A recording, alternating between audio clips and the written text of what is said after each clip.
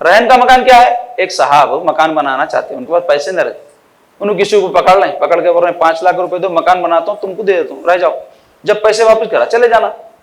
तो सूदखोरी कैसा हो रही है इसमें? ये 5 लाख जो आप मकान बनाने वालों को दे रहे हैं, जिनका मकान है, उन्होंने 5 लाख ले लिया आपसे, अब आपको क्या फायदा है 5 लाख का? तो आपको जो घर दे रहे नहीं, वो घर अगर आप किराए से लिए तो कितने मिलते महीने में? कितना किराया होता? 5,000 होता होगा, 8,000 होता होगा, 10,000 होता होगा। तो वो 5 लाख के ऊपर 10,000 रुपए का जो किराया आपसे नहीं ले रहे, वो 10,000 सूद है। ये है रहन के धंधे हमारे पास जो चलते। कितने मुलविस है, कोई है तो तौबा करो, वापिस करो, किराए का ले लो मकान, लेकिन ये रहन के मामला मत करो।